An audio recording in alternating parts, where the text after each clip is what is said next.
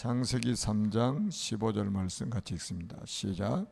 내가 너로 여자와 원수가 되게 하고 내 후손도 여자의 후손과 원수가 되게 하리니 여자의 후손은 내 머리를 상하게 할 것이요 너는 그의 발꿈치를 상하게 할 것이니라 하시고. 신분, 올바른 시작입니다. 시작이 바르게 되어야만이 되겠죠. 우리가 이 단추도 첫 단추를 정확하게 제대로 끼워야 사실은 마지막 단추까지 이렇게 맞아지잖아요. 근데 시작이 틀려버리면, 그러니까 첫 단추를 잘못 끼우면 마지막 단추도 반드시 잘못 끼워지게 돼 있어요. 그래서 우리가 올바른 시작이 중요하다. 자, 뱀의 머리를 상하게 하겠다라는 말씀은 사탄의 권세를 무너뜨린다는 약속입니다. 그러니까 우리가 이제 제가 이제 복음 편지 4번째 만남을 이렇게 종종 말씀을 드리잖아요. 왜 예수만이 길이 되는가? 여기에 대한 완전 답이 우리는 딱 나 있잖아요. 마귀를 이길 수 있는 분, 사탄을 이길 수 있는 분은 오직 그리스도밖에 없다 이 말이에요. 그래서 예수만이 길이 되는 거예요. 이 세상의 어떤 존재도 사단을 이기지 못한 거예요. 오직 그리스도만이 사단을 이길 수 있다는 거죠. 그러니까 그게 바로 창세기 3장 15절에 약속되어 있고, 창세기 3장 15절에 약속된 그 예언대로 십자가에서 완전히 사단의 권세를 꺾어버렸잖아요. 사탄은 여전히 살아서 활동하지만 그 권세는 완전히 깨졌습니다. 그래서 하나님이 약속하신 말씀을 언약으로 붙잡고 기도하는 것이 중요한 시작입니다. 하나님이 약속하신 말씀을 언약으로 붙잡고 기도하는 것이 중요한 시작이다. 우리가 이제 메시지에 집중하는 이유가 바로 이거 아니겠습니까? 거의 이렇게 우리가 이제 포럼을 해보거나 어떤 사건이 생기거나 문제가 딱 생겼을 때에 그 사람들이 대처하는 이런 방법들을 보면은 거의 말씀하고 전혀 상관없이 대처를 한단 말이에요. 그러니까 왜냐하면은 이 말씀을 딱 못 붙잡고 있으면 당황스러운 거예요. 근데 말씀을 딱 붙잡고 있는 사람은 말씀이 딱 떠오르는 거예요. 말씀이 딱 떠오르네. 문제가 생길 때 말씀이 떠오릅니다. 기도할 때 말씀이 탁 떠오릅니다. 그러니까 올바른 판단을 하게 됩니다. 그래서 기다릴 때는 기다리고 내가 움직일 때는 움직이고 그러는 거잖아요.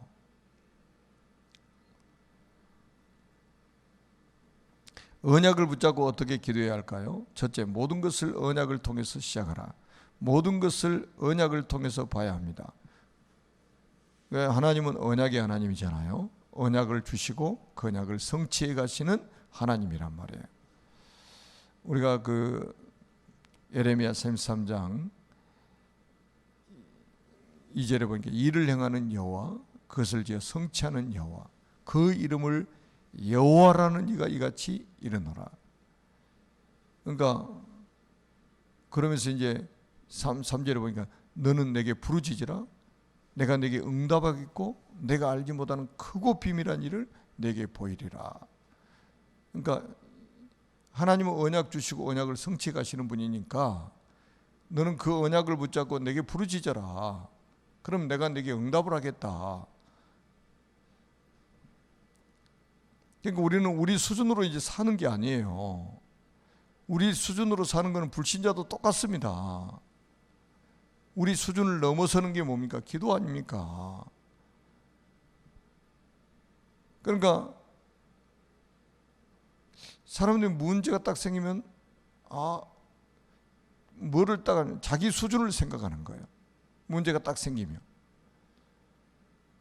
그리고 이제 자기 수준에 이걸 못하겠으면 낙심해 버리는 거죠.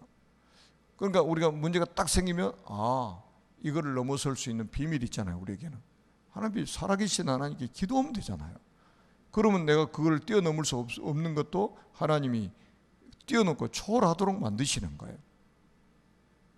아니, 우리는 응답을 주시는 분이 계시잖아요. 살아계신 하나님이 우리에게 응답하시기 때문에. 그래서 언약을 통해서 모든 답을 찾는 것이다. 하나님의 말씀을 듣고 진짜 답을 찾으면 감사할 수밖에 없습니다. 여러분, 바울 사도가 참 감사라는 단어를 많이 썼잖아요. 모든 것이 감사한 거예요. 감옥에서 심지어는 감옥 밖에 있는 사람에게 편지를 보내면서 감사라고 하는 거예요. 감사라고. 그러면 자기는 슬프면서 밖에 있는 사람한테 감사라고 하겠습니까? 언약 안에 있으면요, 문제가 아닌 거예요. 그 문제가 다 축복이고 응답인 거예요. 그러니까 범사에 감사라고 하는 이유가 뭡니까? 모든 것이 다 하나님의 절대 주권 속에서 이루어지는 것이기 때문에 감옥에 들어가도 괜찮은 거예요. 그것도 감사하는 거예요. 왜? 감옥에 전도할 일이 있으니까 하나님이 나를 감옥에 들어가게 하시는구나, 이거예요. 그래서 히브리서 11장 38절에 보니까 이 믿음의 사람들을 세상이 감당하지 못한다고 그랬잖아요. 아니, 요셉 보시라니까요. 감옥에 가도 노예로 팔려가도 그걸 문제로 여기지 않는 거예요. 문제로. 왜? 그것이 하나님의 절대 주권 속에서 이루어지고 있다, 이 말이에요. 그래서 우리가 하나님의 말씀을 듣고 진짜 답을 찾으면 감사할 수밖에 없습니다. 저는 어제 메시지도 그래요. 어제 메시지도 그래, 우리가 지금 237 서밋스쿨을 시작을 해가지고 지금 하고 있는데, 우리가 계속 그 메시지 했잖아요. 우리 고등부까지 우리가 서밋스쿨에서 키워가지고 대학은 선교사로 파송하는 거다. 이렇게 안 하면 사실은 우리 랩런트 보세요. 청소년 때까지 완전 각인 체질, 뿌리 체질을 딱 바꿔가지고 선교사로 파송해야지. 그렇지 않으면 조금 되는 것 같다가 해서 무너지고, 되는 것 같다 무너지고, 그 되는 게 아니에요. 그게 신분은 바뀌어도 우리 속에 각인 뿌리 체질이 안 바뀌어 있기 때문에 사단이 계속 우리를 너무 잘 알거든요. 그래서 무너뜨리는 거예요. 뭐 망하지는 않죠. 하나님이 자녀이기 때문에. 그래서 우리가 이제 가장 중요한 거는 완전히 언약 붙잡고 우리가 각인 뿌리 체질을 딱 바꿔서 대학에는 선교사로 그냥 파송해 버려야 된다. 그러니까 제가 창세기 37장을 딱 묵상하는데, 그래, 맞아. 그거 하나 딱 제대로 해버렸더니 하나님이 그런 렘넌트 한 명을 통해서 하나님이 전 세계를 살리는 그런 응답을 주시잖아요. 그러니까 많은 렘넌트가 필요한 게 아니에요. 사실은 하나님 한 명이면 되는 거예요. 근데 지금 이제 마지막 때는 하나님이, 그러니까 성경에는 렘넌트 한 시대에 한 명씩이었지만 지금 이제 마지막 때이기 때문에 하나님이 렘넌트를 막 우죽순처럼 전 세계에서 일으켜가지고 이 마지막 하나님이 기회를 주신 거죠. 하나님 어떻게 보면 마지막 기회를 주신 거예요. 렘넌트들을 통해서 이제 하실 일이 있기 때문에. 그래서 우리 렘넌트들이 진짜 이 완전히 언약의 각인 뿌리 체질이 딱 되도록 만들어야 된단 말이에요. 우리 중직자분들은, 그러니까 제가 메시지 지금 요즘에 계속 하잖아요. 한 달에 렘넌트 한 명씩만 딱 만나세요. 우리 장로님들이 렘넌트 한 명씩 딱 만나가지고 밥 한 끼만 딱 사줘도 얘들은 힘을 얻어요. 그러니까 그래서 이제 렘넌트들이 장로님들을 봤을 때 아버지처럼 딱 여겨져야 되잖아요. 친아버지처럼. 그러면 교회 오고 싶은 마음이 저절로 생긴다니까요. 근데 지금 우리 이제 보니까 모든 분들이 다 막 바쁘니까 새 가족이 와도 새 가족이 적응을 잘 못하는 거예요. 왜? 새 가족은 그야말로 새 가족이잖아요. 그러니까 와가지고 보니까는 뭐 자기들끼리 그냥 몰려다니고 자기들끼리 이야기하고 막 그런단 말이에요. 그런 새 가족이 적응 자체가 안 되는 거예요. 근데 렘넌트들은 어떻게 했냐 말이에요. 렘넌트들은 또 TCK들은 어떻게 했냐 말이죠. 우리 TCK들 왔다가 예배 금방 왔다가 안 와버리잖아요. 왜? 그냥 교회 와도 이게 뭐 누군가 자기가 함께 해줄 사람이 없는 거예요. 이야기를 해보니까 자기들끼리 점심 먹으러 다 가버리고 떨렁 TCK만 남아있는 거죠. 그러니까 이게 이제 우리 교회가 지금 갱신해야 될 그런 부분이죠. 우리 중직자들이 TCK들이 왔을 때도 우리 지금 교회에서 밥을 할 수가 없는 상황이잖아요. 그럼 밥 먹으러 갈 때 딱 데리고 가서 우리 같이 한번 밥 먹자. 그럼 이야기 한번 들어주고, 이게요 진짜 엄청나게 그 아이의 마음을 열게 만드는 거고 그 아이의 마음을 사로잡는 거거든요.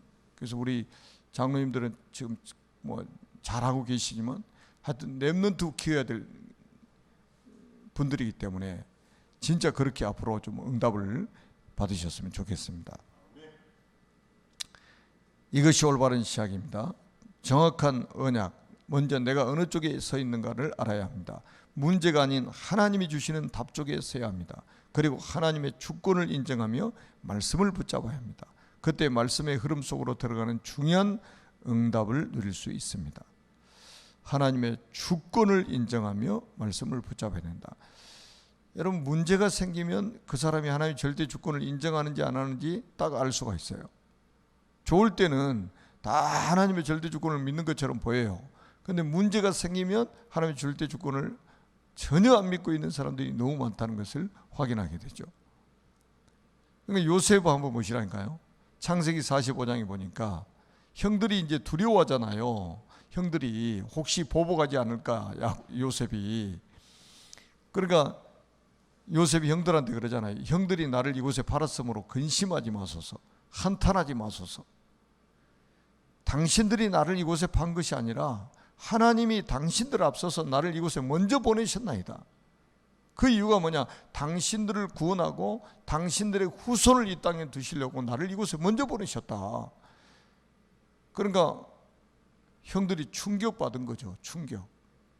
하나님이 절대 주권을 딱 인정해 버리니까 형들이 미운 마음이 없는 거예요.